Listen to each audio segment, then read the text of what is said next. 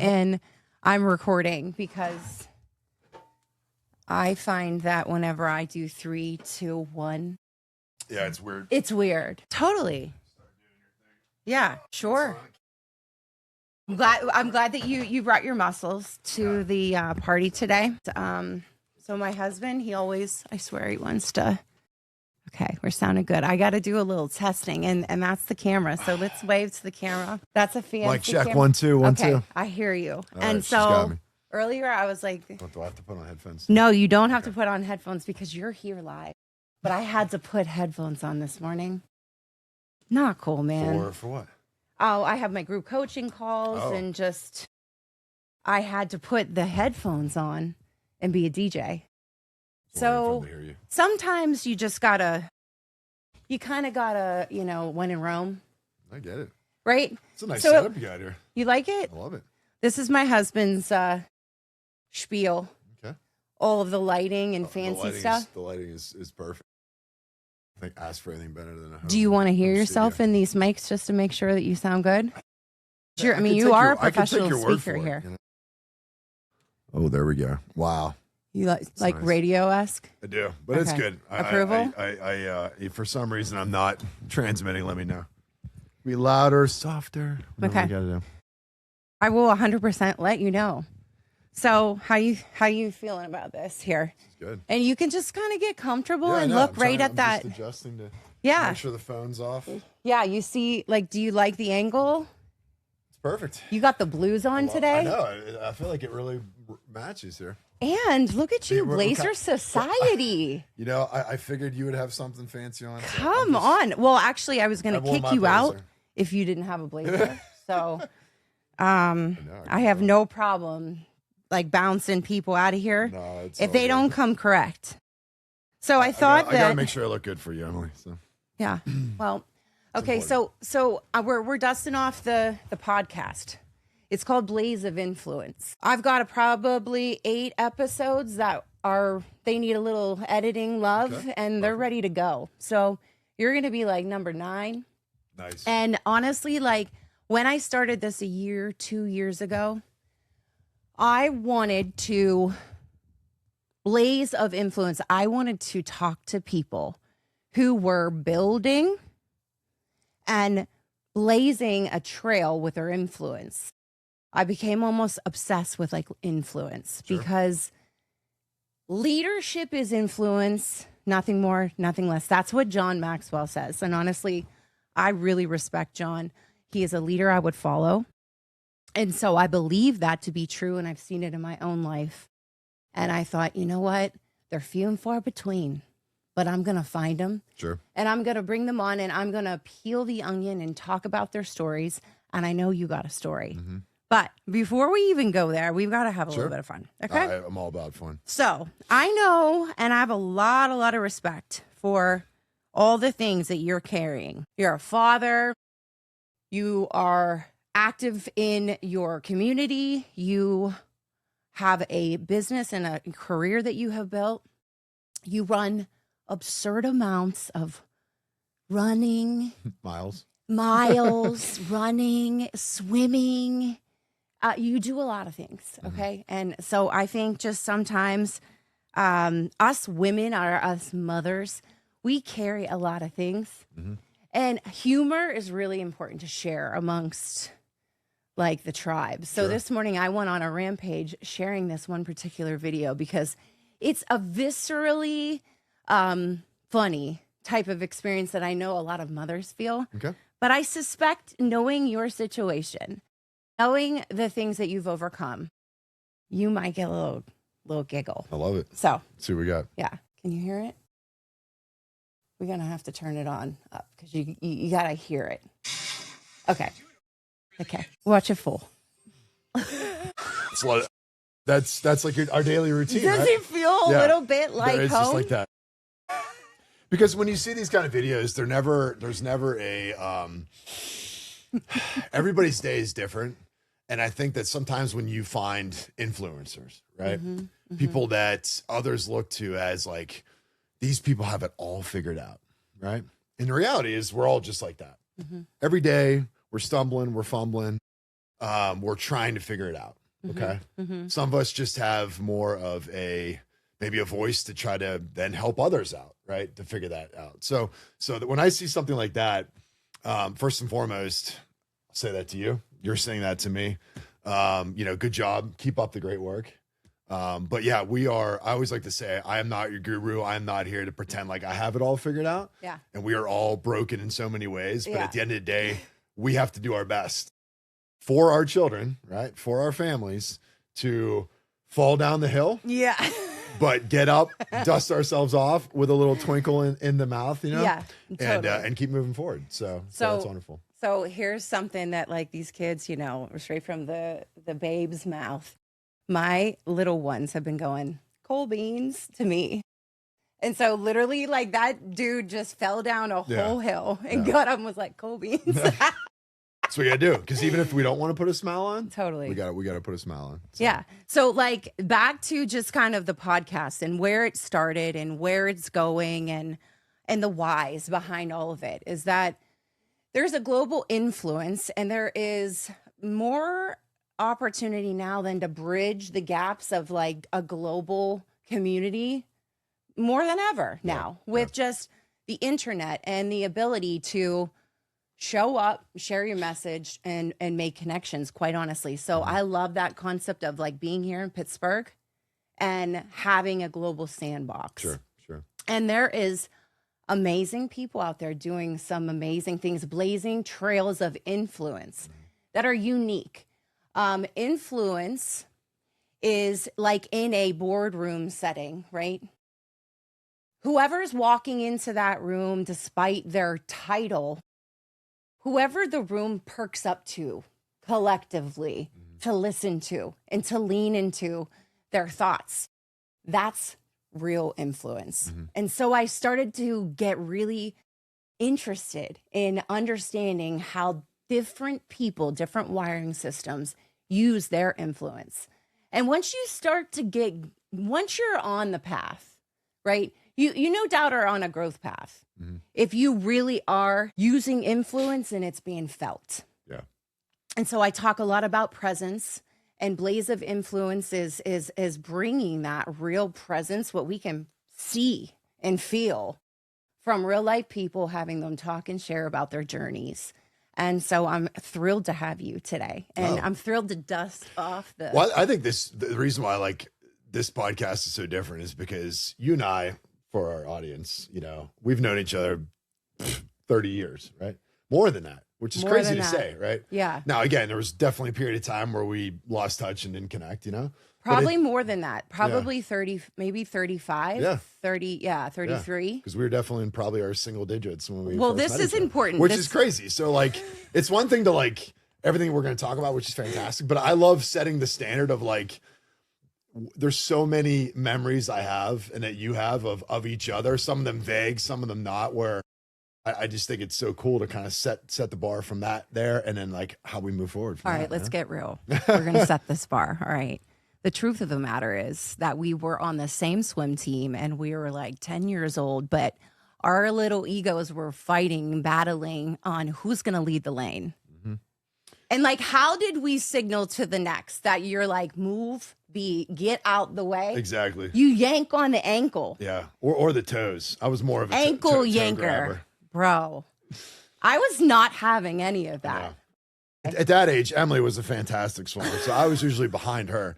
But I think it was great that No, you didn't I have run for my I have money. these memories of being in lane 5 at like Franklin Regional, swimming at FAST with our coaches, and I remember you pushing off, and I remember there were times where I would definitely push off, not within 5 seconds because that's what we were supposed to, 5 to 10. Yeah, and then you push off. Like in order for me to keep up, I would sometimes have to push off, right, like maybe 2 seconds, maybe 3 seconds, and then I would go up and the rules. grab the ankles, grab the toes, and I have these distinct memories. So we're of laying Emily the just foundation, wheeling okay? up in the water, yelling at me.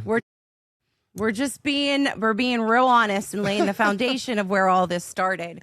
And that's the beauty of long time relationships where like somebody knows you from a young age and they've seen you in all these different stages in life, and you can come together and cut up and have fun with the things that you both have done over time. So I am retired, swimming, retired. I was going to pull out a cap, Okay. but I don't think I have one. Like I they were have a like lot. rotting. If you need them, I'm more than happy to. I think I I'm have all a Ben good. Trafford I cap think somewhere that's in them really books. cramping my style, Mr. Miller. Yeah. But like, I love that you have such a passion, honestly, for it, because I give so much of like who I am, my character, the discipline that I weave into my life on a daily in the different seasons. It's attributed to swimming and like that grind and discipline routine that we got into and our fast moving minds. Yeah. Yeah.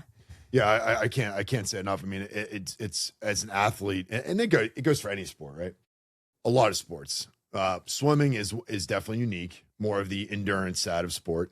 And when you look back and you think about, we were swimming 5, 6, sometimes 7 days a week, right? For years on end. It's ridiculous. And it was just ingrained. You Yeah. said it well, like ingrained into the fabric of our lives that we were out, Do you 2, know how 3, bad 4 we like hours. stunk like chlorine? I know. I Really? personally had a much different hair color. My hair color was more Yeah. like yours, Yeah. because of the chlorine It's like damage. bleached. But when you really think back on so many hours spent staring at a black line in the pool, but ultimately the fun memories, right? The great memories of competition, of training hard. And it's such a parallel for everything in life, that you put in that hard work and dedication and sacrifice, and then that just filters out, hopefully for the rest of your life. And that's hence why we're here today, sharing stories of our successes, because I agree. I think athletics as a young age, certainly in swimming, contributed to the people we are today. So. Yeah. Yeah. And I know that purpose is on the agenda. And purpose means something to me right now, certainly in this season as I'm moving forward with my coaching practice. And the assessment tool that I use with my clients is the purpose factor. I am a huge believer in purpose and having purpose clarity in our life. And when I look back at 42 and I look at the different seasons that I have had to walk through, no doubt I would have been in a different place knowing my purpose and having purpose clarity earlier on than really uncovering it at this point in my life. So I wanted to just like share that piece about purpose, how important it is to me, how important it is for me to be using it with all of my clients. It's literally the first place we start is with purpose and aligning and understanding our values. When someone is unclear about these things, you can very easily get into a rut like where I was a few years ago. And I think the best way to describe it visually in our minds is drifting. Napoleon Hill, this is a classic. He's a legend. Think and Grow Rich. There's other amazing books that he has written. Great book. Yeah. Napoleon Hill talks about drifting. And if you think about it, zero out 30,000 foot view to the people in your life and the relationships, personally and professionally, how many people are drifting? Literally, you like imagine the swimming tube of just laying in there, letting the waves. You know what this is like out in the deep ocean. And a lot of people live that way every day. Every day. And so I really feel like I am drawing up an internal mission to help other people find their purpose and get them on a right track, because I believe where purpose is fulfillment. I believe where purpose is like your highest ROI and income producing state. Sure. So let's start with a little. I mean, I want to know about your story first so that we can understand it. Let's start back from after you started pulling my ankles and press forward and talk about the cool stuff. Show off your muscles. Yeah, I think my background is, again, Emily and I grew up in the same area here in Western Pennsylvania, graduated the same year of high school, different high schools, had a lot of friends through college, mutual friends. And, after that, when I graduated college, and I was in my early 20s, I went through a lot of challenges. And I think we can all say that, right? And again, I'll just reiterate back to, I have not figured this all out. But you know what? I do my best every day to live that fulfilled life, to feel intrinsically able to leverage the gifts that I have that God provided as a man of faith to help others, right? Mm-hmm. So, like maybe some of your listeners, you know, when we were in our early 20s, I struggled through a lot of things. I was drinking a pack at night, smoking a pack a day. Got to be about 270 pounds, I think it was. Nice. And so I graduated Penn State, and I looked nothing like a swimmer that I was even a year or two prior. So I swam for 2 years in college, and then after that, I had back surgery. It didn't work out.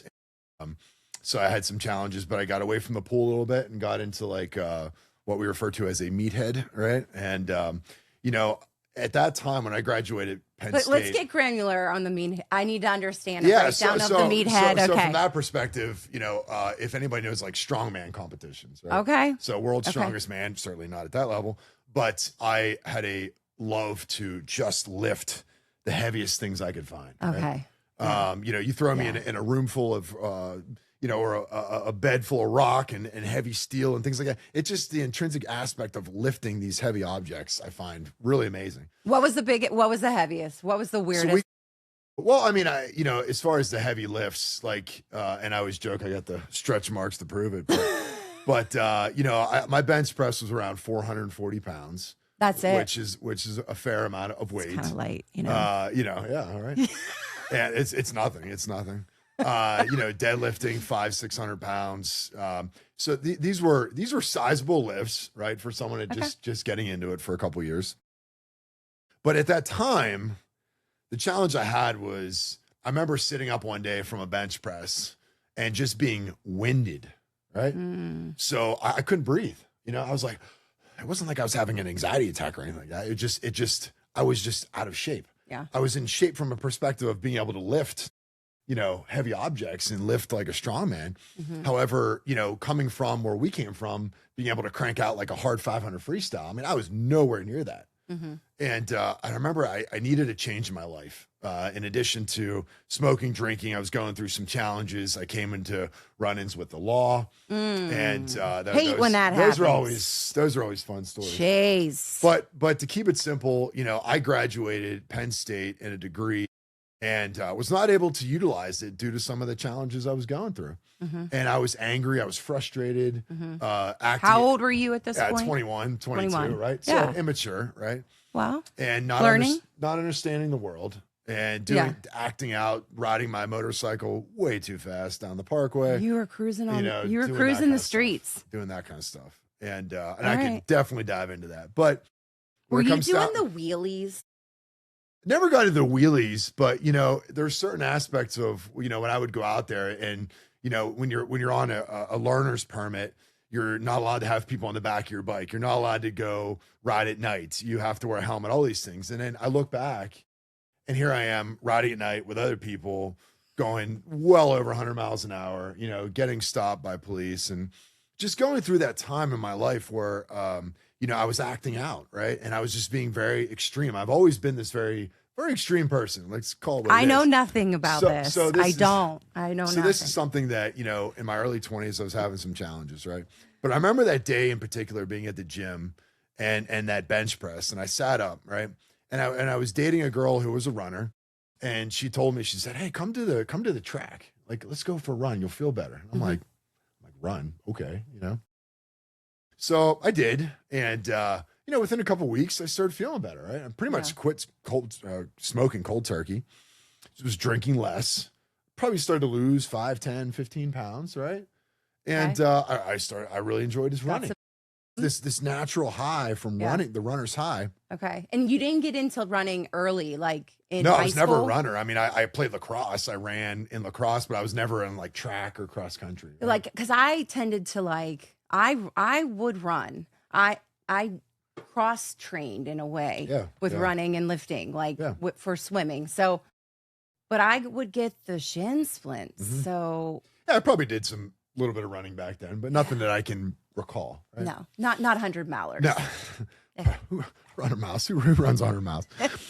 So anyway, this is at that time, right? So this is like 3 weeks, 4 weeks into running. I'm feeling good. I'm quitting smoking. You know, you're starting to lose some weight. You're starting to just look in the mirror, feel better about yourself, right? People are like, "Oh, hey, you're looking better." You know, like, okay. The snowball's momentum, rolling. right? It's the momentum. Yeah. And so this was about 3 months after I started, I signed up just randomly signed up for a marathon. Never ran a 5K, half marathon. I just went right for the full. Okay. And where was it? It was in Coudersport to Gallatin, or Gallatin to Coudersport, north central Pennsylvania. Okay.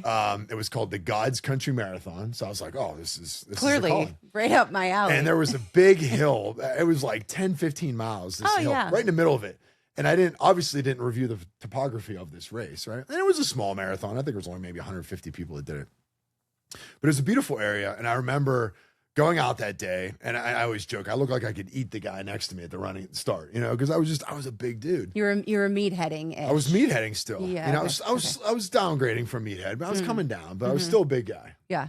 And so I took off that day and ran it. And I remember, finishing that run, 4 hours, 21 minutes. And I remember thinking to myself, like, what else am I capable of? Yeah. It's not that I didn't believe in myself. Clearly I did. I was like, I'm going to get this done. Yeah. But after that day, the next day, I remember barely getting down the steps, having all kind of aches and pains, which runners who are listening can understand. But after that, I was like, what else can I do? Yeah. And I started getting this momentum, how that high I was getting from maybe some of the extreme activities or the weightlifting. Now I focused it into a more positive aspect of my life, which was running.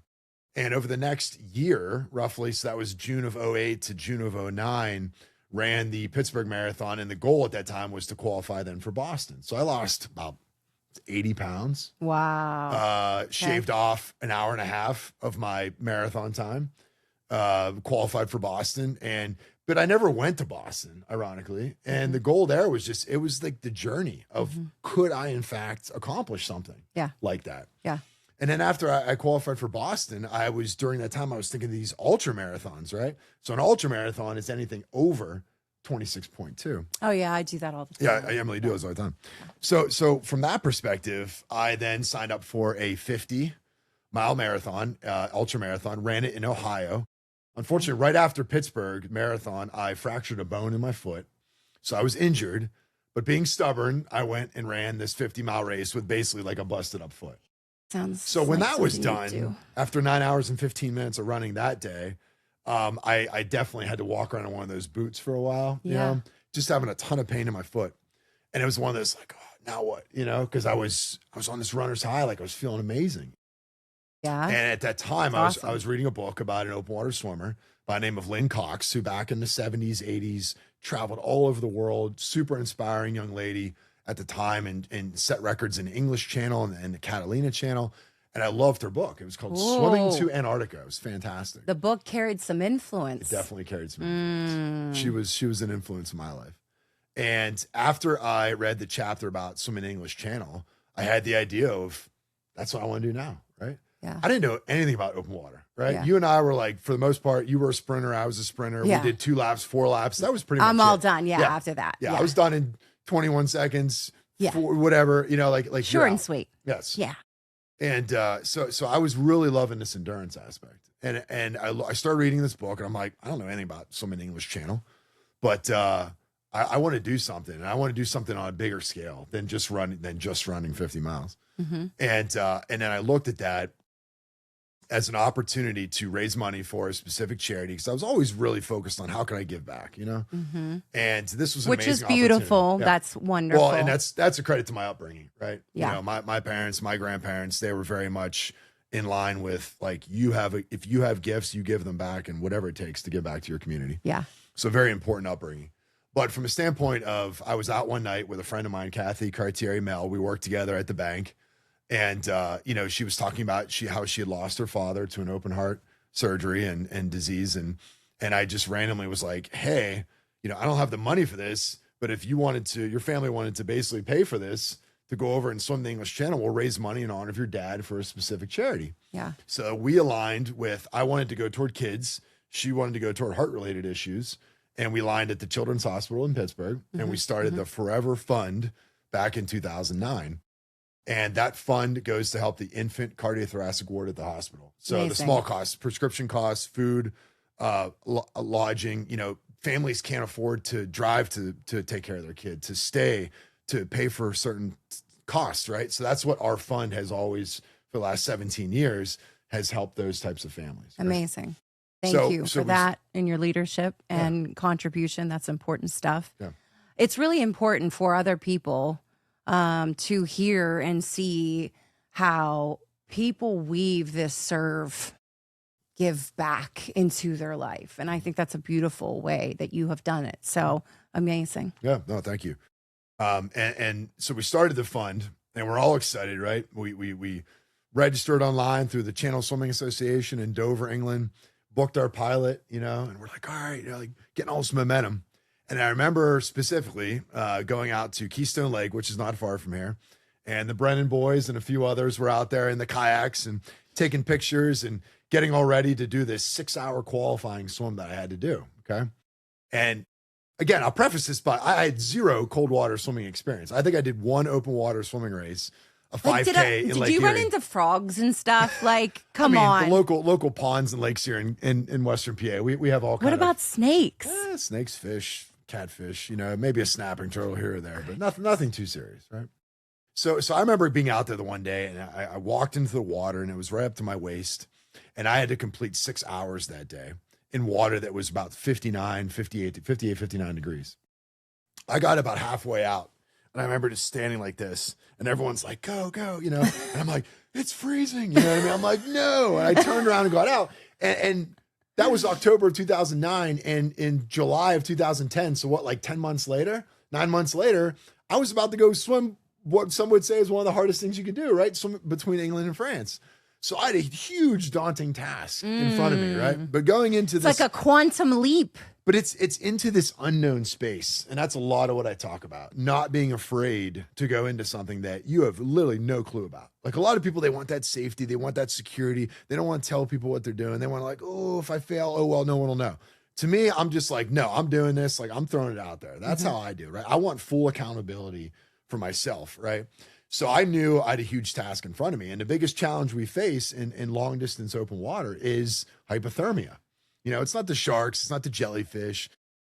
It's by far it's hypothermia, right? So in the English Channel, the waters there typically when you swim are like 57 to 62, give or take, okay? Which is very cold, right?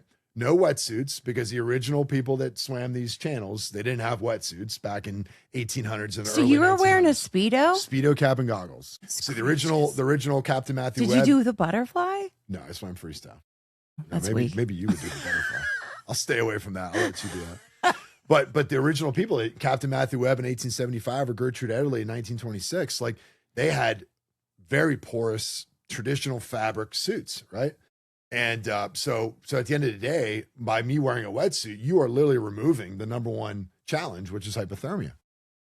So with that being said, over the next 6 months, when it was cold here in Western PA, I'm outside shoveling the driveway in flip-flops and shorts on. Doing hard things. I kept my house 100%. I kept my house at 55 degrees. I would go out to the lake, the rivers. I would jump in and literally just put myself into a hypothermic state, almost like a trance, just trying to get into a place where, it sounds cliche, but you're ignoring the pain. You know what I mean? Yeah. And long before I knew who Wim Hof or any of these guys were, I didn't know anything about, but I just went and did this because I knew that this was challenging me. Right? Yeah. I was thinking outside the box. Nobody said, hey, go sit in cold water. I just kind of started doing it on my own. Right. And then it's amazing over time, you could submerge yourself in this freezing water for long periods of time. Right. So then whenever England came along, we went over there in July, a ton of training. It worked out perfectly. 4:04 a.m. started off. You're fed from the boat. The GPS is on the boat. You follow the boat. You can't touch the boat. You can't get out of the water. Everything is in the water. They feed you on the end of a rope with a bottle. We touched France 4:08 p.m., right? So 12 hours, 4 minutes, swam the English Channel. Now, and again, even after that was done, it was like, okay, now what, right? Like, what's the next step? And there was two things that were going on that were going really well for me in my life. Number one, I was able to secure an additional sponsor because people were asking me, hey, come talk to Rotary, come talk to the Ladies Guild at church, come talk to the Boy Scout troops or the kids at school. Like everyone wanted to hear about this swim across the English Channel, which is awesome. And I'm like, let's do it. You know what I mean? So I was having fun with it. I mean, I wasn't charging anything. Like I was just doing this for fun. Like I'm getting in front of groups. I'm creating little slideshows. I'm talking about it. And then I remember several years later, Mr. Turner from Turner's Dairy reached out. Ooh, they got some really good iced tea. All right, what's your favorite? Iced tea, or do you like the lemonade one? I just keep it. I keep it original. I keep the original iced tea. All right. Sorry, but little monkey wrench Mr. there. Turner, I give him a lot of credit because he gave me the ability to. I remember he asked me one day. He says, "Well, I want you to come and talk to my sales guys. We're having a management meeting. I want you to come talk to my sales guys." I'm like, "Oh, okay, awesome, great." Yeah. He goes, "How much do you charge?" And I'm like, "Ding, ding, ding, I ding, do this ding." for fun, right? So the beautiful thing is having a speaking business, having a career, a side career as a speaker. I did not start in that career looking for money. I started in that career because I had a passion for speaking, for inspiring what we're talking about, right? Having a gift of that I had no idea I had at 22 years old or 18 years old or 15 years old, but I found it at 26 that I had the ability to run long distances and swim long distances, right? So I spoke to a Rotary meeting, secured a Trustmont Financial Group out of Greensburg. You know, amazing guy, Pete Doshin, has aligned his brand with mine. And basically for the next 3 years, you know, I traveled all over the world, right? And 2010, 11, 2011, 12, 13, you know, those years, right? Okay. And so basically I went after what was called the Ocean's 7, okay? Yeah. So this was a unique open water swimming challenge that after the English Channel, I had 6 more of these, okay? So we had a gentleman out of Southern California, Stephen Munatones.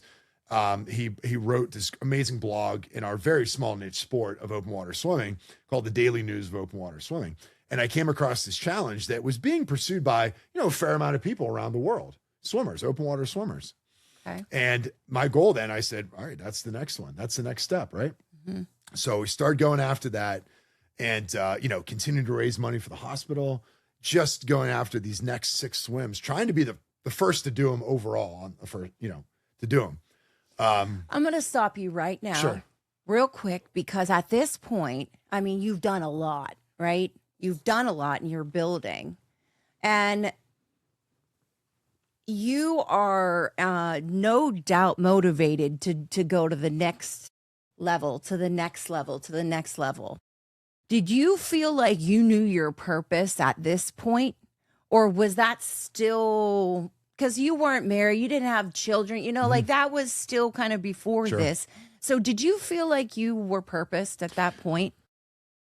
I think whenever I'll be honest, I found my passion whenever I started doing whenever I made what I say the catalyst was the day that I sat up on that bench press and I went and started running.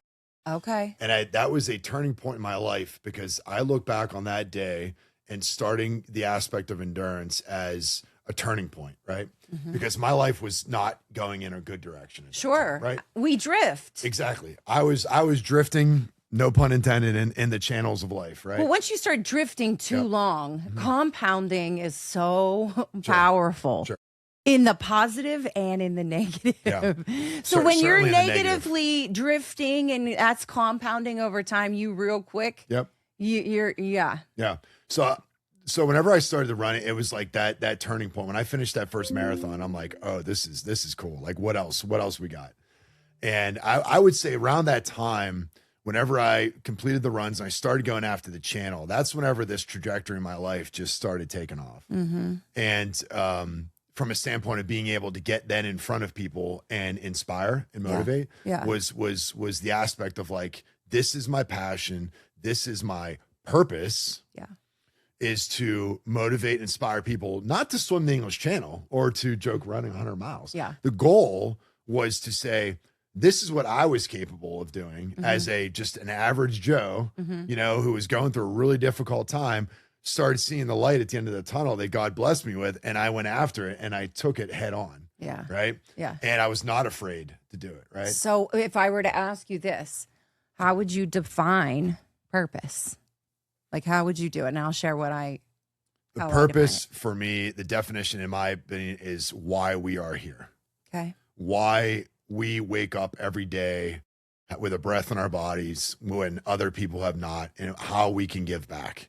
You know, driving over here today, I thought about 2 people who you know well, and that graduated with you, 2 friends of mine, Summer Sobko and Emily Delecki, who are, you know, not here and not able to do that, right? Yeah. I drove by their resting place today on the way over here, Yeah. and it was very profound to me, right? Because here I am talking to you, and you know that you grew up with these young ladies and friends of mine, but you know, I look at that as when I was going through these tough times out in the middle of the ocean, I knew that that day was not nearly as difficult as what they were experiencing in their final hours.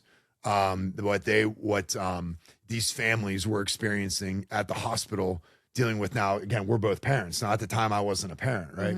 But I cannot imagine today the most powerful visual that I can see is that when these families are going through these life-changing challenges, right? All of a sudden, a child is sick, right? Yeah. That I cannot imagine. So that's what I thought about. Like, were the days where I didn't want to go jump in that river and I didn't want to go swim in that lake and I didn't want to go out and run and push myself through the grind, right? I thought about those families, and I would picture the people that inspired me, like the little kids at the hospital that I would see that were fighting for their lives, or my friends that we lost, those friends that we lost, or my grandparents who were my hero. They would tell me in that boat that was next to me, keep going. Keep going, right? Yeah. And I'm getting like hair on my neck. I'm getting my hair standing up right now because we all have to have that visualization in order to move through these difficult times. Yeah. Because what I've gone through, what you've gone through, what some of your listeners have gone through are some of the most difficult, challenging times in our individual lives. Yeah. But how we move through those is we have to have, to your point, purpose every day to get up, because life is hard. Right? And so distracting. It's so difficult, and it is so challenging every day to keep the wheels on the tracks. So distracting. Yep. It's so distracting. It's now more than ever. There's a war against our children. They all got the tablets, and it's, if we do not prioritize this, and this is how I like put a definition to purpose. It is the best that you have to give to others. And when I think about it like that, I'm like, okay, Mama Lens. Like, that, I need to take that really seriously. Like, that's serious, because you're right. We are not promised tomorrow. And so if you're drifting and you know, drifting like leads to problems. So there's your clue. Okay. That's why I care so much about purpose. And whenever you look at it through the lens of like, how was I uniquely designed? How did God design me to help other people? And with all the pain and the clash of purpose is where like the speaking and the communication and the storytelling really matter, especially in today's world. So that's really where my passion is bubbling up, with opportunities like this to bring people on and really talk about it and really shine a light on purpose and why it's so important. We are not promised tomorrow. And if you have young children, they're watching you every step of the way. So long suffering well is a mature fruit of the spirit, like self-control. Absolutely. It's not the low hanging fruit, the love, the joy, you know, like you can bubble that stuff up pretty quick. No. And again, speaking of these kids now, it's just like, I love having detailed, in-depth conversations that nobody ever had with me, right? About life. And I can see you doing this with your kids. And I can get very passionate. They're probably like, okay, yes, Dad, yes, sure. You know, I have to tell a quick joke. So I did a run 2 years ago, and I remember a year and a half ago, whatever it was. And I remember I was at this aid station, and I think I was 45, 50 miles into this 70-mile run. And I remember my daughter coming up to me, and I was really having some challenges with heat exhaustion that day. It was super hot. And I remember my daughter came up to me and just put her arm around me and said, "Dad, it's okay. It's only 70 miles. You'll be fine." You know what I mean? I love it. When I was 7, 8 years old, that wouldn't even remotely have gone into my mind. You know what I mean? To understand, but she sees, I love that they see the bar is at a point for them that their goals, like what they tell me what they want to shoot for. You know, when my daughter's like, I want to go to the Olympics, or my son wants to do this, that, or the other. Really? I mean, to me, and I believe she's going to do it because there's a tenacity in you that, I mean, but it's honesty. It's all honesty too, right? It's like if you want that, you're going to have to work just as hard, because there's people out there that work just as hard as Daddy does. When I train for these incredible events, they are working just as hard, and they're going to, you know, so it's acknowledging it. It's fantastic. It's acknowledging the hard work and dedication of what it's going to take. Yeah. But I love the fact that, and again, why I continue to compete today in these long distance running races is because I want them to always see when I get off that treadmill and I can't breathe and it's sweat's coming everywhere and I'm exhausted, or I come in and there's a blizzard outside and they're like, Dad, you shouldn't run. I'm like, no, like this is the time to go out. You know, I don't want a nice, sunny, perfect day. I want the worst conditions possible, right? Because that's how we are growing. Yeah. If we are not constantly growing, then to your point, we are receding, right? And if we are constantly drifting, then you have to have that focus. And to me, endurance athletics gave me that focus back then. Yeah. And almost 20 years later, still going after these challenges is so vital. And more importantly now, the why, it's because of them. They are with me through these challenges. Like I don't want to core just value, right? You're telling on yourself that's a core value, right? Our core values are how we make decisions. So you found passion out of that need to produce good fruit and seeds into your children and having you long suffer well in front of them. And that's something I value too, like family, faith. Those are no doubt top 5 values. And so that's why I'm so passionate about the coaching practice I have. There are people all over the world that have never, ever had the self-awareness practice to go through this values exercise and understand these are innately my core values. If you don't know that, then you don't know why you make the decisions.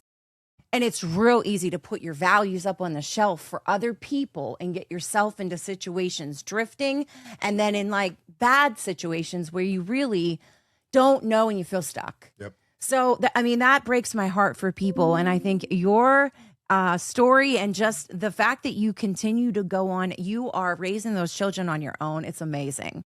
So you fall down the hill often, right? Like that video. Me too. I literally. But that's the big thing. It's like, and I shared something with you like recently. I've had, a lot of parents, they'll reach out, even people that you wouldn't even think would ever reach out, And it's one of those questions like, and again, this has nothing to do with ego. It's just like, how are you keeping it together? Well, you have a story. Yeah. You have a really unique story. And I know that you're currently writing a book about your story and all of the different things, because you've done some wild things for like 20 years. Yeah. But you are coming, like there's an upcoming race that you got going on. So I really want to give you an opportunity to talk about it and how these supporters or anybody can support you in what you're doing. Yeah, no, and I'll just preface it. I'll finish real quickly, briefly on that Ocean 7, just so we can kind of how we got to where we're at today.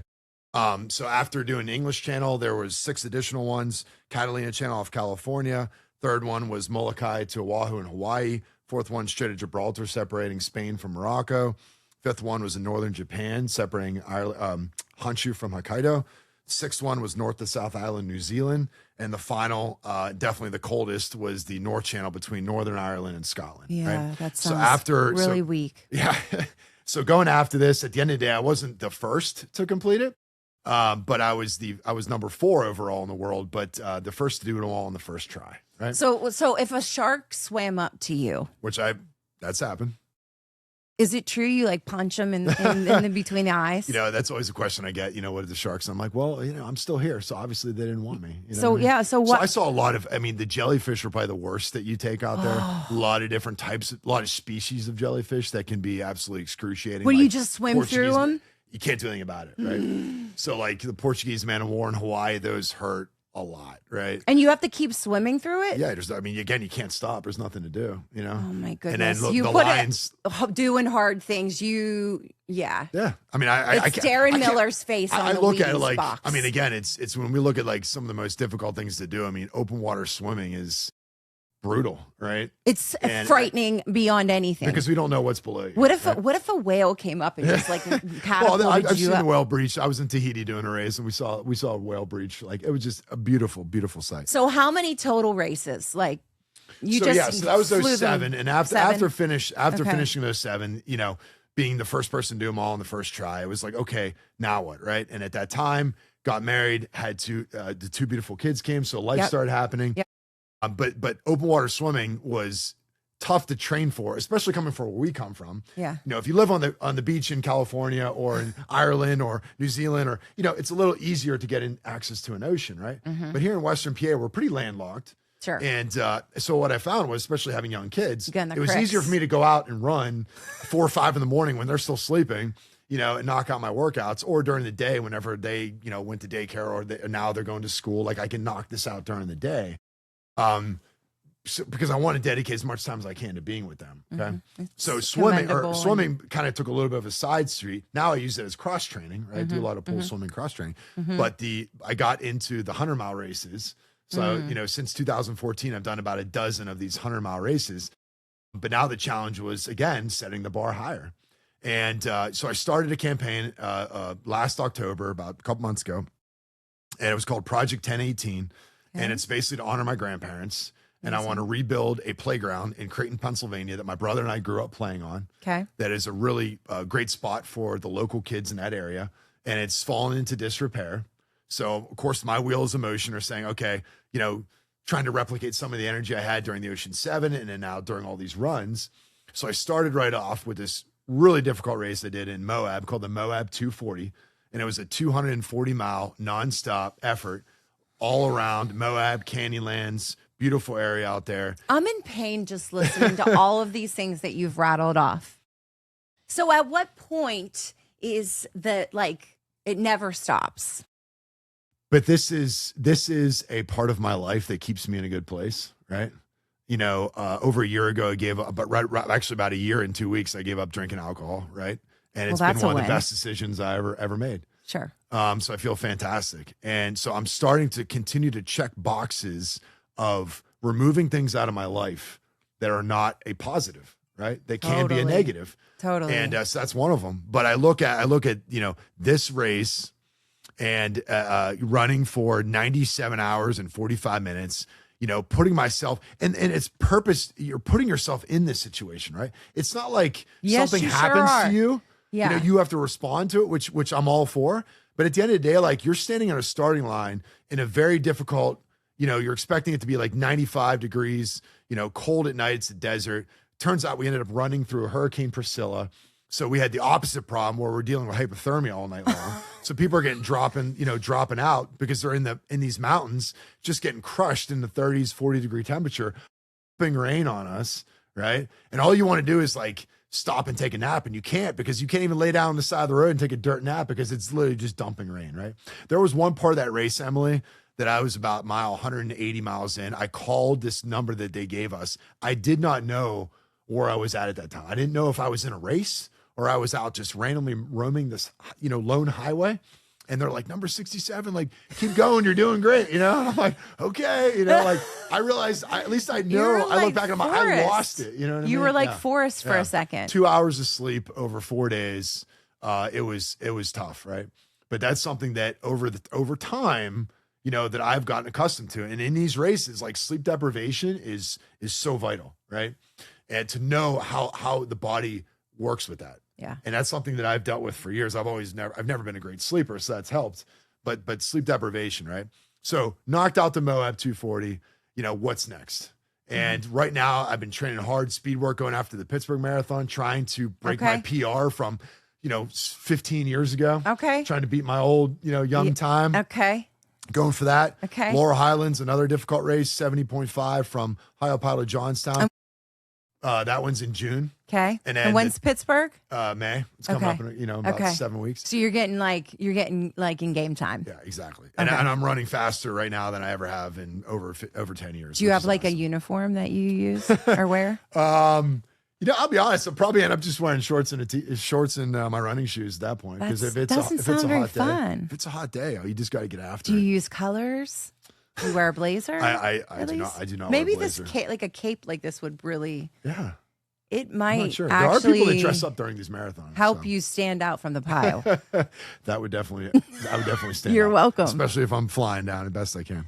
So this next challenge, the one that you had alluded to, 100 miles is by far the most difficult thing I've done. Okay. And that's crazy to say. Yeah. Because when you look at the story of my my resume of what I've completed, going after the ocean, or I'm sorry, the Nolan's 14, it's called. Okay. Okay. And this challenge is probably about 30 years old, give or take.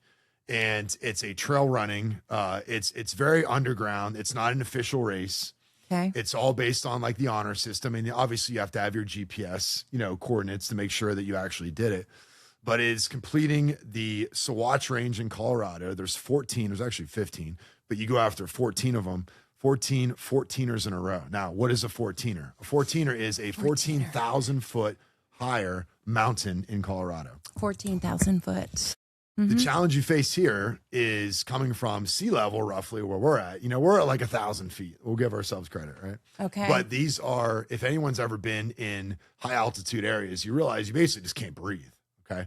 Now, in my past, I've done a fair amount of trail running in Colorado, in California, and we lived out there. So I'm very well versed with running in the mountains, very well versed running down loose scree, tough, difficult terrain. I'm good with that. Right.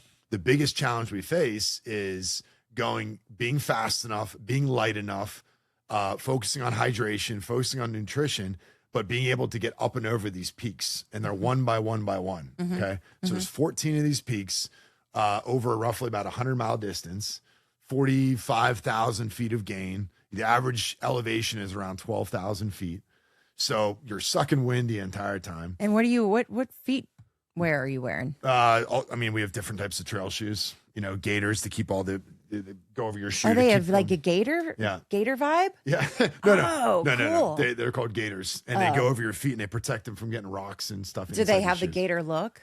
They don't. They're black. Oh, But they might have some. They should They might have probably some that are gators. We'll start look to into make that. it a little bit more fashionable. Well, see, this is what you could maybe dive into. Maybe I'm this will be not your next sure, but job. for the others. Yeah, for the Others doing those kinds of things. So how are you feeling on a scale of 1 to 10? I feel great. We're going to have a team of roughly 15 to 20 people out there. We're going to have pacers.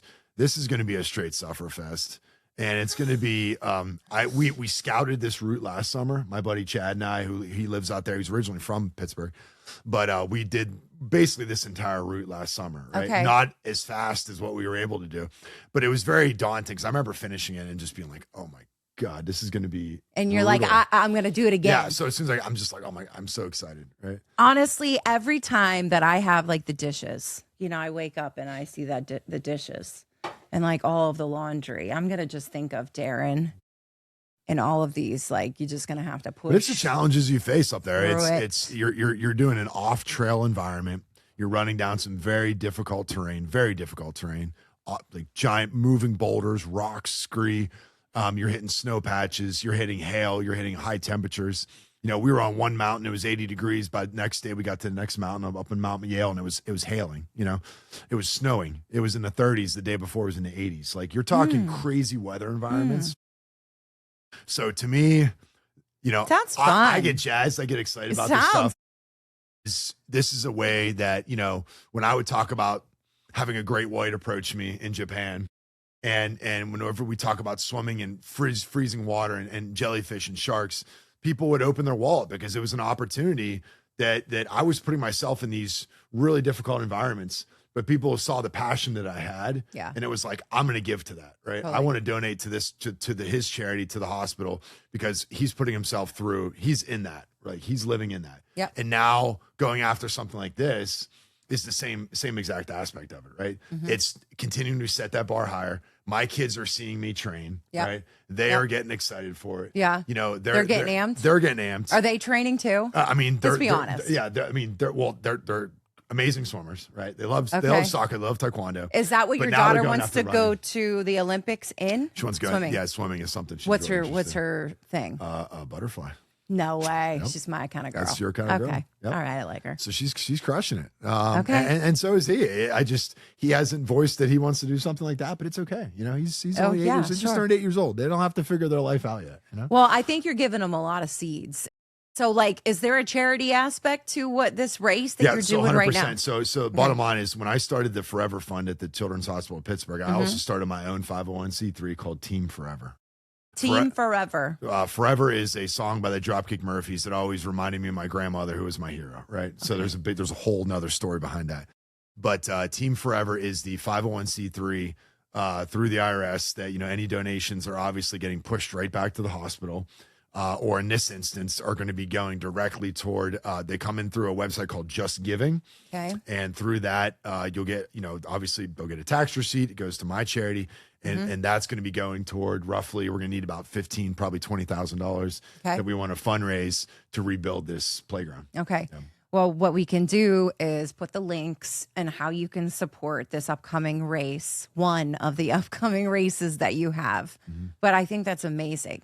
So I want to almost, I love the buildup. We got a really good understanding of who you are and the whys and what keeps you going. So in terms of purpose, you talked about passion in speaking and communicating. You've got a financial advising background. You understand maybe the challenges that having a family and raising a family and carrying influence that is good in today's world. It's a difficult thing. And so you have a purpose, the best of what you have, the pain, the purpose, all the stories to reach into other people's lives. So I know that you have a special target who you want to pour into and inspire with the things that you do. So I would love for you to just talk a little bit about that aspect and maybe some of the speaking and just communication and your messaging and who you're trying to reach. Sure, absolutely. So yeah, you'd mentioned it. For about 21 years, I've been in the financial services business as a wealth management. And I've been doing the speaking gig for roughly about 2010 is when I started speaking. So it's been quite some time. All right, wait, hold on. What's your, what would be your walk-up song today? If somebody asks what my favorite song is, besides the Dropkick Murphys Forever, the other song is Power of Love by Huey Lewis and the News. Okay. Huge Back to the Future fan right here. Get a lot of good energy coming out of that song. Nerd alert, nerd alert. I mean, I'm not gonna lie. I'm not gonna lie to you. I mean, that's my jam right there. So I love it. That's very unique. Those are two very distinctly different songs. One invokes completely different thing, but it's like Power of Love is just a super energetic, poppy, just feel good, right? And the other one is it's that drive. It's that song that invokes no matter what, I am not stopping. Right. So two different vibes, but those are my two. They are very synergistic to the way that you live your life, my friends. I appreciate that. Yeah. So with the speaking, I tie in roughly what I've learned in corporate America, the concepts around corporate, the concepts around charity work, our purpose, our reason, our legacy. Right. So those are three core topics that I speak about. Yeah. And then tying in, obviously, the platform came from the endurance sports. Yep. Right. Yep. So there are so many parallels when you look at those three aspects, what you go through working climbing the corporate ladder, if you want to call it that. You're looking at your charity, your purpose, reason, why you do it. And then you look at the endurance aspect. It's like the platform, like why. So when people say, why do you want to listen to you? Like my goal, if I'm in front of a group of 5,000 people, the goal is I'm not going to be able to touch all of their lives. Right. So the goal is, if I get in front of that large group, or even my favorite group is high school kids, right? Okay. You get me in front of like last week, I was in front of a few hundred high school kids. And I say, if I've impacted one of your lives today, then I've done my job. Yeah. Right? And I don't take money for that. I mean, to me, I'm like, that's just an opportunity to get in front of this young generation. Cause to your point, as we are working with our young children to get them off the iPads and phones and all this kind of stuff that even we are guilty of at times. Yes. To get them outside. Yeah. That is the goal there. So hearing it not from a teacher or from a coach or their parents, hearing it from someone totally random like myself, coming in and just opening their eyes to telling these kind of stories and getting really fired up. Yeah. Those are my favorite audiences. But, when we're in the corporate sector, the goal there is that, we're in our 40s or 50s or 60s. We're living our lives. We're parents now. We're new parents. We're parents. We're grandparents. And we're looking at, sometimes we lose purpose, right? And I had a lot of mentors in my life that, they made a ton of money. That wasn't a problem, right? But they regretted not being around for their kids because they worked too much, right? They regretted not going after their passions. So every one of us I talk about is finding that balance, right? That's another key word, is balance. Because again, to your point, it's difficult. We have to wake up and there's 5,000 things on the checklist we got to get done today, right?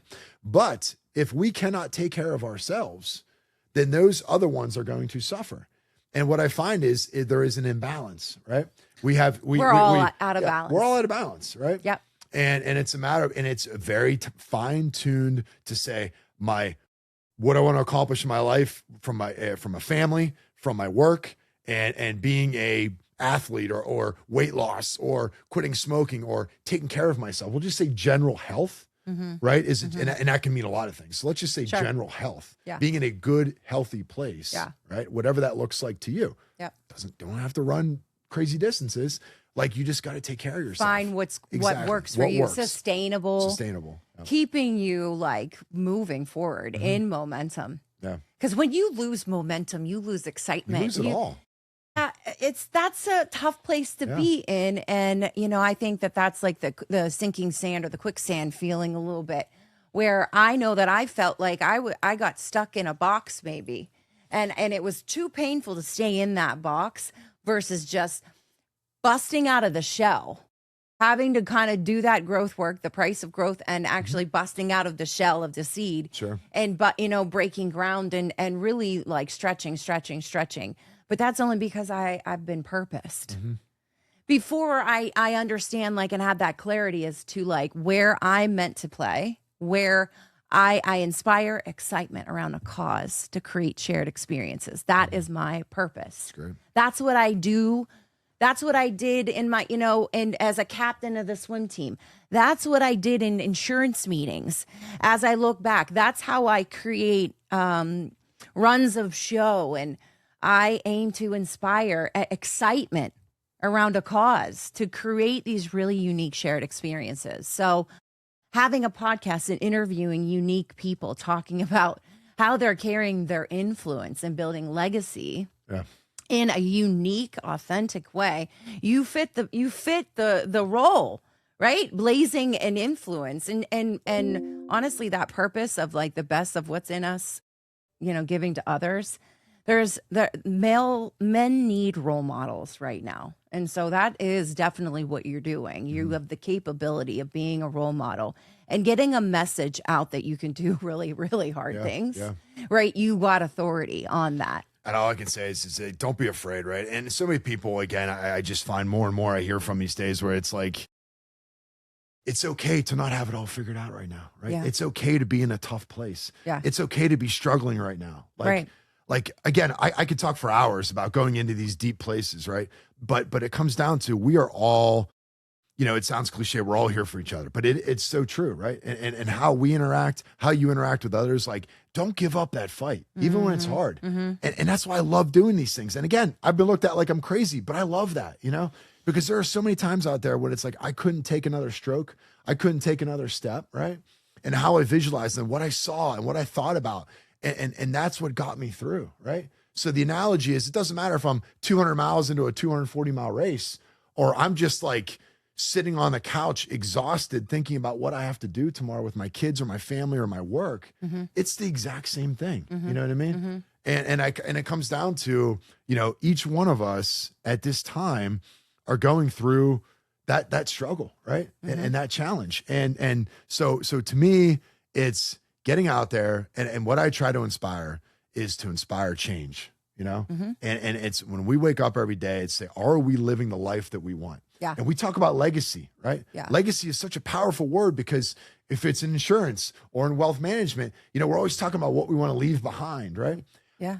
I could care less what assets I leave behind. Let me rephrase that. I could care less how much money I leave for my children. Right. That is not relevant to me. Right. Okay. It's important, but it is not relevant. Right. What's relevant is that I know when my kids go out on their own, and God forbid tomorrow was my last day or whenever that might be, that they go out and they have a blueprint, right? They have a footprint. They have a hand on their shoulder that they're going to remember, my dad gave me these seeds and planted them. Now I'm going to be my own person now. I'm going to be my adult. I'm 18. I'm going to live the life that I want to live. And I hope that I gave them as much as possible that they can drive and they can push. And when they encounter those English channels or 240-mile races in their life, whatever that looks like, Right. they will continue to push forward because you know what? My dad did that. Right. And that's the it's way I look borrowed at it. belief in a big way, and it's modeled out. And that's so cool that you offer that to your kids and in your audiences, quite frankly. So I encourage you to just keep doing. I'm super proud of you as a friend. Keep doing what you're doing. I love the concept of like, you're putting the work in it every day, daily, right? It's a daily thing. And so what would you say, because you take things to extreme and you are well-trained. You're well-trained to jump on a stage and be able to command the stage, right? But you're also well-trained to go in and run 100-mile races and peaks and mountains, all this stuff. Yeah. So not everybody is at the caliber of well-trained like that. But what would you say to people who are like a little bit floundering, right? Yeah. And they need borrowed belief today. It's taking baby steps. Number one. I don't expect someone to be like 240 miles. I can't even wrap my head around that. Totally understand that, right? But somebody can wrap their head around going out for a walk for 10 minutes. Yeah. Somebody can wrap their head around sitting on the floor before their kids wake up, doing a couple exercises, eating a little bit healthier that morning, right? Getting a little bit more sleep, putting down your iPad, right? Yeah. Stop watching television all night long, right? Like reading something positive, something encouraging, writing, you know? These are all little tiny steps. So my advice is very simple. It's called, no, you don't have to go after these crazy, insane things. I don't advocate that anybody should, but at the end of the day, that's my journey, right? We all have our individual journees, but it starts with doing the small things. Yeah. And when people come to me for health or fitness guidance or something like that, and again, I talk about it because that's an important aspect of my life. When I am in a good state of running or in a flow state and I feel good, that's the best that I can have. That's the best of both worlds right there. Okay. So if someone's looking to lose a few pounds or go out and exercise a little bit, I feel like we should all be able to be with our kids, be the leaders, and say, I want to be able to go out and run around with my kids. Yeah. I want to go out and just do whatever they want to do and not be winded and tired and sitting there and not being able to do it, So if someone's in that place where they're in a funk, right? That's what I like to call it. When you're in a funk. It happens. It's seasons. You're either going in or out, right? It's taking the small things. It's eliminating the alcohol, right? It's eliminating the excessive. It's eliminating the poisons in your life. And don't say, I can do it without it. Okay, well, maybe you can, maybe you can't. I'm a type of person where it's like, you know what? That wasn't good for me anymore. And I love to party like the rest of us. Oh, yeah. I love to have a few I went beers, pro have a great early. time. I had to hang it up. Me too. But to me, I also realized that that's not beneficial at this point in my life. Right. Right. And God forbid that got me in trouble again. Right. Well, you were quite purposed. Yeah. So see what that does to you? It's like an anchor in a way. Even as we go in and out of the seasons, once you have that purpose, it's an anchor. Yeah. And so when, life's handing you a bunch of waves back and forth and smacking you around, you have that anchor. Sure. So that's why I stand on the purpose and why I talk about it and why I study it and research it and why I use it with my clients. And I love that you are speaking about purpose to your audiences. So you're speaking, tell the audience what you speak about and how they could perhaps bring you in to inspire their groups. No, I appreciate that. Yeah, no, I have my own personal website. It's my name. So just Darren-Miller.com. Anybody that's interested, meeting planners, I've spoken across just about every industry you could think of. So, from education to nonprofit to energy to financials to healthcare. I mean, I've spoken all over this country, all over, Europe, Asia. It's an amazing opportunity to connect, and everybody has a different message too. So I have my message of endurance and pushing through, but every company has their own message that they have, right? So maybe it's a management change. Maybe it's disengaged employees. Maybe, hey, we're looking to inspire our sales staff. Like, whatever that is, there's every company is different. So what I encourage, if somebody has an interest in bringing me in, it's reach out, let's talk about it and figure out how I align what I talk about with, what their business is about. creation. I like it, Mr. Millier. So Yeah. five people to 5,000 or more. It doesn't faze me. So you could do it. It doesn't make you shaky 100%. at all. No, I love it. I get excited. Okay, so let's talk about regulation because that's a big part of like what I teach in my presence framework. So you are trained, right? Like you get nervous, and what do you do to regulate? To me, I'm not gonna lie. It's like when I get up on stage, there are definitely a little bit of jitters. I think everybody has. Congratulations, you're human. Yeah, exactly. I think everybody has a little anxiety. And of course, I always, was told public speaking is like the number one fear, right? And I'm pretty sure jumping into a dark, cold ocean is probably pretty scary. It's probably the next biggest fear. Yeah. I'm not doing it. Luckily, I got 2 of those I'm going after. You know what I mean? So no, I think it's overcoming, when you get up there and you're in front of a huge group of people, there is just a piece of when you're commanding an audience, whether it's small or large, when you're able to connect, your audience has to look at you and say, I understand that person. Yeah. If you get Michael Jordan or Tiger Woods or some other famous athlete from it, it's tough to maybe align with people like that, right? But whenever you break it down to, hey, I know what it's like going through really difficult times. Hey, let me tell you about my story. Let me tell you about being a father. Let me tell you about trying to grow a business. Let me tell you about getting up every day, embracing the suck and going after it. Okay. And then people can say, okay, I can align myself. I get this guy. And then once you hook them in there, then it's like everything that I talk about, my FOREVER, it's my forever blueprint. All 7 of those aspects have a different concept that I tie those 3 areas that I talked about earlier together. Okay. Right. But ultimately, this is about a step-by-step process of how we can go from a low point in your life, right? A dark place that we all have been to, and how you can take that and take the steps. And I guide people through those 7 steps, through different instructional aids, and finding that purpose, that legacy, that reason to get up every day. And it's not something you figure out, within 24 hours. No. This is a life. And that's the other big thing is we all have to talk about. Like, this is a lifelong endeavor. I'm not going to stop running. I'm not going to stop swimming because these have given me, I have met people from 49 different countries, 5 different continents.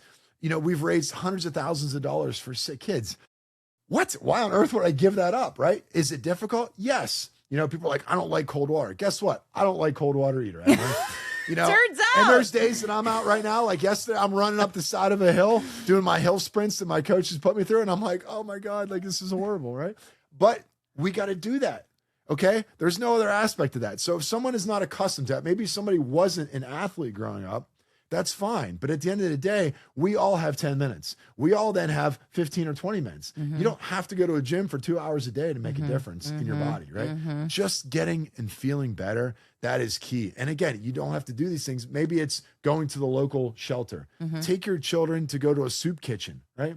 Show them that others do not have it as good as they do. Right. Yeah. As good as we have. Model it out. Exactly. You have to make it real for them. Because these kids today, if my kids think that this is normal life, oh my, then I failed. Yeah. Right. So when I get them involved and when we do acts of charity, and one that for example, like I want to start taking them to is down in Pittsburgh, like getting out through Light of Life mission, going out and walking and showing people that are homeless, showing people that don't know where their next meal is coming from, right? And young people that are out on the streets, right? Understanding homelessness and those challenges of what we're trying to combat today across this country. Yeah. Whenever they see that, it's like, that's an eye opener. Because when I was a kid and when I was exposed to those kind of things, that was one of the best things ever. Because again, getting back to the one thing is appreciation.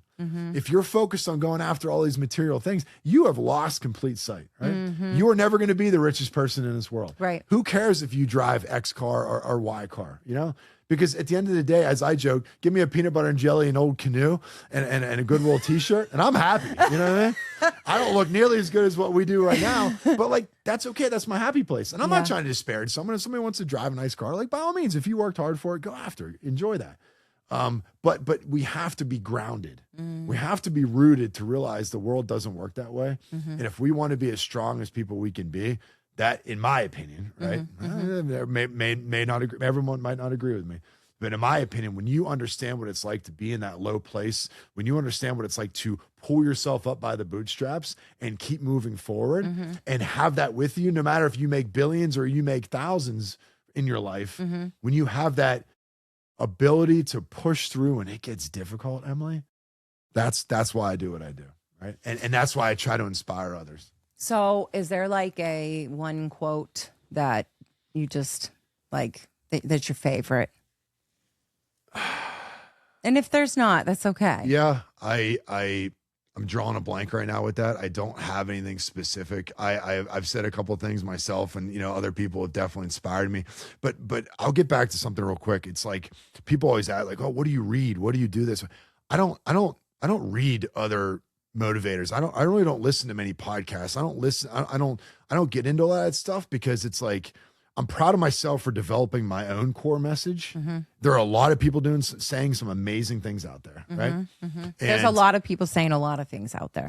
Yeah, good and bad, right? Yeah. But to me, I'm just like I have gone through so much, right? And even things that I haven't shared today, but things that I've gone through that allow me to, I don't need to find extrinsic motivation. I have enough of it right now inside of me. Sure. And when I'm able to connect with somebody, even if they call me and they say, "Hey, do you have 10 minutes to speak?" Or a half hour, it's like, I'm always going to give that time to people because I don't know what battle they're going through. And in my experiences, losing friends to overdoses, to drugs, to mental health, losing people to that, you realize again, getting back to it, how blessed we are every single day. Yep.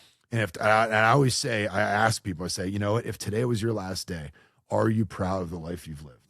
And if there's something you're not accomplishing, I'm telling you right now, we don't know if there's going to be tomorrow. Right. So we better damn well be getting after it. Yeah, I love that you just said that, and we can wrap, here. And I've been saying this tag, no bitter roots.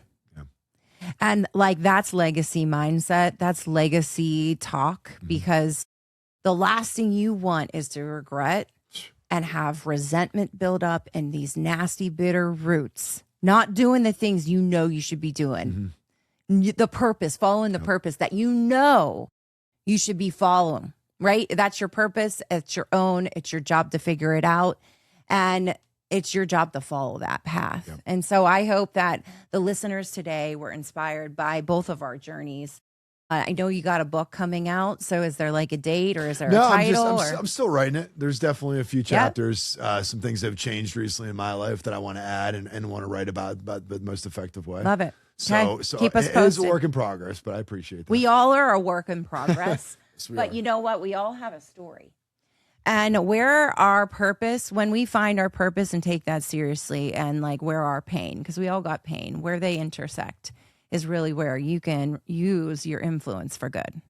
And so I encourage you all to do that. Like my friend, we will drop the links below so that you can support the charity work that he is doing and keep up with all of the running around. So until next time, thank you all, and we will see you soon. Boom.